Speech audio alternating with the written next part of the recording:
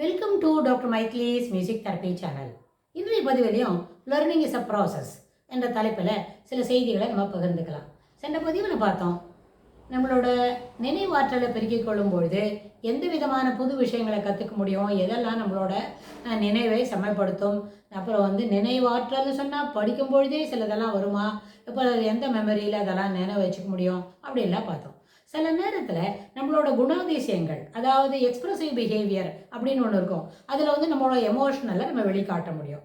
எமோஷனலை வெளிக்காட்ட முடியும்னா என்ன, நம்மளோட கோவப்படலாம், என்ன ஹாப்பியாக சந்தோஷமாக இருக்கிறத காமிச்சிக்கலாம், மகிழ்ச்சியாக இருக்கலாம். அப்புறம் என்ன பொறாமப்படலாம், பொய் சொல்லலாம், ஏமாத்தலாம், டெல்லிங் லைஸ், நோபடி லைக்ஸ் அப்படின்னு நிறைய விஷயத்த நம்ம அதில் நம்மளோட உணர்வுகளை உணர்ச்சிகளை வெளியில் காட்ட முடியும் நம்மளோட கான்வர்சேஷனில். ஆனால் ஒரு மிடில் ஏஜில் இருக்கணும் அப்படின்னு சொன்னால், இப்போ பார்த்தோம் பிபர்ட்டி அட்டைன் பண்ணும்பொழுது என்னெல்லாம் அந்த கேர்ள் சைல்டுக்கு சொல்லிக் கொடுக்க முடியும்னு சில பதிவுகளுக்கு முன்னாடி பார்த்தோம்.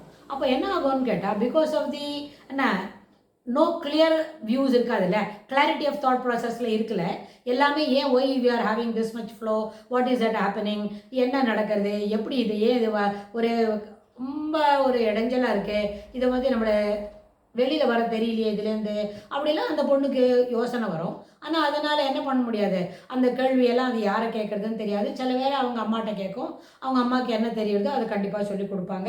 இல்லைன்னா அவங்க யார்கிட்டையான தெரிஞ்சுக்கிட்டு கூட தன் மகளோட சந்தேகங்களை அவங்க என்ன பண்ணுவாங்க, கிளியர் பண்ணி விடுவாங்க. இதெல்லாம் ரொம்ப சாதாரணமான விஷயம். எல்லா ஃபேமிலிலையும் எல்லா மகளுக்கும் எல்லா தாயும் irrespective of their age, creed, community அதெல்லாம் இல்லாமல் அவங்க இதை என்ன இந்த டவுட்ஸ் எல்லாம் கிளியர் பண்ணுறது எல்லா தாயோட கடமை தான். சில நேரத்தில் சில தாயை என்ன செய்வாங்க, சில பேர் ஆமாம் அப்படியே பொறுமையாரு, நான் அப்புறம் நேரம் வரைச்சி அவனுக்கு சொல்கிறேன் அப்படின்னு அவங்க அப்படியே என்ன பண்ணுவாங்க, they want to keep them at bay. அது நடக்கும்.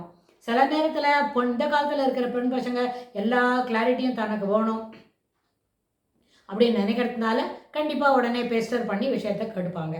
ஆனால் இந்த மாதிரி நேரத்தில் நம்ம சரியாக சிலதெல்லாம் சொல்லலைன்னா த கேர்ள்ஸ் என்ன பண்ணுவாங்க, they get into frustration, sometimes anxiety இருக்கும், சிலப்போ ஆங்கர் கூட வரும். இது பிபர்ட்டி பீரியடில் தான் ஆங்கர் வரும்னு இல்லை, மெனோபாஸ் டைமில் கூட அவங்களுக்கு காரணம் இல்லாமல் ஆங்கர் வரும். ஆனால் அந்த நேரத்தில் அவங்க எப்படி நடந்துக்கணும் அப்படின்னு கேட்டால், மெனோபாஸில் இருக்கிறவங்கள பற்றி பேசினாலும் சரி, பிபர்ட்டி பீரியடில் இருக்கிறவங்கள, தட் இஸ் இப்போ தான் பூ அடைந்திருக்கிறாங்க அவங்கள பற்றி பேசுகிறதா இருந்தாலும் சரி, அவங்களுக்கு கோபம் வருது, அனாவசியமாக ஃப்ரஸ்ட்ரேட் ஆகிறாங்க அப்படின்னா அது என்ன செய்யணும், அவங்க எப்படி இதுலேருந்து வெளியில் வருதுன்னு கேட்டு தெரிஞ்சுக்கணும். இதில் ரெண்டு விஷயம். அந்த இப்போ தான் பூப்படைந்த ஒரு பெண்களுக்கு, அந்த சின்ன பசங்களுக்கு என்ன தெரியாது, why we are getting anger, why we are getting frustrated, அதுவே அவங்களுக்கு தெரியாது. அதனால் அதில் கிளாரிட்டி வருமா வராதா, are we really in frustration, அதுவே அவங்களுக்கு சொல்ல தெரியாத இருக்கும் பிகாஸ் ஆஃப் த ஏஜ். ஆனால் மெனோபாஸில் இருக்கிறவங்களுக்கு அப்படி இல்லை. அவங்களுக்கு இது நாள் வரைக்கும் இத்தனை வருஷமாக இத்தனை தடவை அந்த பீரியட்ஸை பார்த்துருக்கோம். அது ஒரு இட் சீஸ் டு ஃபங்க்ஷன், அவ்வளோதான். வேறு ஒன்றுமே இல்லை. இதில் புரிஞ்சுக்கிறதுக்கு எந்த பெரிய விஷயமோ எதுவுமே இல்லை. Only thing you should understand this. சரியான அளவில் இதை புரிஞ்சுக்கணும் அப்படின்னு சொன்னால் என்ன, எப்படி ஒரு உள்ளுக்குள்ளே இருக்கிற ஆர்கன் வேலை செய்கிறத நிறுத்துறதுன்னா அது வெளியில் இதை காட்டுறது. வெளியில் இது காட்டுறது எப்படி, there is no more flow, it ceases to function. அது வேலை செய்கிறத, சிறப்பாக வேலை செய்கிறத அதை நிறுத்தி விடுது. ஆனால் இந்த செகண்டரி கேரக்டரிஸ்டிக்ஸ் வந்தது ஆர்கானில், அதெல்லாம் நம்ம தடுத்து நிறுத்துறதுக்கு, அதனோட வேலையும் அது குறைச்சிக்கிறதுக்கு it will take some more years. ஒரு 1 or 2 இயர்ஸ் ஆனோடனே other functions also, hormonal also என்ன பண்ணும், இட் கெட்ஸ் ஸ்டாப்ட் அப்படின்னு ஆகும். ஆனால் இந்த சீசேஷன் வர்றதுக்கு காரணமே ஹார்மோனல் இம்பேலன்ஸில் குவாலிட்டி இருக்கிறதுனால இல்லை, குவாலிட்டி குறைவாக இருக்குது. குவாலிட்டி இருக்காமல் இருக்கிறதுனால தான் அவங்களுக்கு அது என்ன ஆகுது, இட் சீசஸ் டு ஃபங்க்ஷன். ஆனால் other characteristics of the organs இருக்கே, அதெல்லாம் தன் வேலையை நிறுத்திக்கிறதுக்கு இன்னும் ஒரு 12 to 15 months போல் ஆகும். ஆனால் இந்த பீரியடுக்குள்ளே காரணம் இல்லாமல் சத்தம் போடுறது, சில பேரை புல்லிங் காரணம் இல்லாமல் எகிரி அடித்து சத்தம் போடுறது, அப்புறம் அதுபோல் தன்கிட்ட ஒரு குழந்தை இருந்தாக்க அந்த குழந்தைகிட்ட அதனோட தங்கிட்ட இருக்கிற இயலாமையெல்லாம் காட்டுறது. ஆனால் இது எல்லாமே these habits ought to be eschewed. ஏன்னு கேட்டால், உங்களுக்கு ஒரு மெனோபாஸ், உங்கள்கிட்ட உள்ளுக்குள்ளே இருக்கிற ஒரு ஆர்கன் இட் சீசஸ் டு ஃபங்க்ஷன்னு சொன்னால் அது தான் வேலை செய்கிறத முடிச்சுக்கிறேன் அப்படின்னு ஒரு அறிகுறி சொல்கிறது, வேறு ஒன்றுமே பண்ணல. அப்போ என்னாச்சு, பாக்கி ஆர்கன்ஸ்லாம் நல்லா வேலை செய்யும், பாக்கி ஏரியாலலாம் you are free to do many things. ஆனால் இது மட்டும் தன்னோட வேலையை பாதியில் பாதியில் முடிச்சுக்கிறது. அப்படின்றத புரிஞ்சுக்கணும்.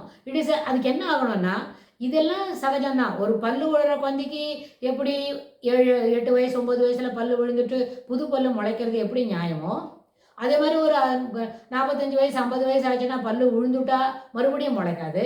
பல்லு உடைஞ்சிட்டா கூட மறுபடியும் முளைக்காது. நீங்கள் ஆல்டர்னேட்டிவ்ல தான் என்ன பண்ணணும், சப்ஸ்டிடியூட் பல்லு தான் வச்சுக்க முடியும். அதே மாதிரி ஒரு கண்ணு தெரியலன்னா என்ன பண்ணுறோம், 40 வயசுக்கு சத்துவாரம் வருது. சத்துவாரம் வந்துட்டா என்ன செய்யணும், நம்ம வந்து அந்த அந்த வளைவு கொஞ்சம் வித்தியாசப்படும். அதனால கிட்ட பார்வை கிடைக்காது. வெளியில் இருக்கிறத போனோம்னா அதுக்கு உண்டான கிளாஸ் போட்டுனா கண்ணு தெரியுது. ஸோ அதனால் எப்படி எல்லாத்துக்கும் ஒரு கரெக்ஷன் பீரியட் உண்டோ, அதுபோல் இந்த மெனோபாஸ்க்கு வந்து என்ன பண்ணும், தெமோர் அந்த ஆர்கன் வந்து சீசர்ஸ் டு ஃபங்க்ஷன் குவாலிட்டி வைஸ் வர அந்த என்ன ஃபெமினைன் கிடைக்கிற ஹார்மோனு அது இனிமேல் மியூட்டேட் பண்ணி வெளியில் தள்ளுற அளவுக்கு அதுக்கு எனக்கு முடியல, அம்மா எனக்கு வேலை முடிஞ்சிருது, நான் வந்த காரியம் முடிஞ்சிருச்சுன்னு அது சொல்லுறது.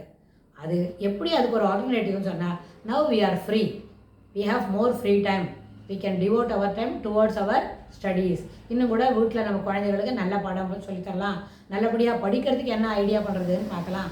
அப்படியே ஒரு மொனாட்டனஸாக பிளண்ட்டாக குழந்தைக்கு பாடம் சொல்லி குழந்தைய நம்ம சிரமப்படுறதை காட்டிலும் ஒரு என்ன ஃப்ளாரியாக வெரைட்டியாக ஒரு என்டர்டெய்னிங்காக குழந்தைகளுக்கு பாடம் சொல்லித்தர முடியும் அப்படின்னு இன்னோவேட்டிவ் மெத்தட்ஸ் கண்டுபிடிச்சதுக்கு தான் அந்த எக்ஸ்ட்ரா டைமையும் அந்த மனசுக்குள்ளே இருக்கிற வேகத்தையும் செலவு பண்ணுமே தவிர, instead getting your self irritated speaking என்ன வல்கார் வார்த்தைகளை பேசுறது, அன்னாயிங் பிஹேவியர் எக்ஸ்பிரஸ் பண்ணுறதெல்லாம் இது வந்து ஏற்புடையதே இல்லை. ஏன்னா இந்த அன்னாயிங் பிஹேவியர் 12 வயசில் பண்ணாலே குழந்தைக்கு வந்து ஒரு 6 மாதத்தில் சொல்லிக் கொடுக்கணும்னு நினைக்கிறேன்.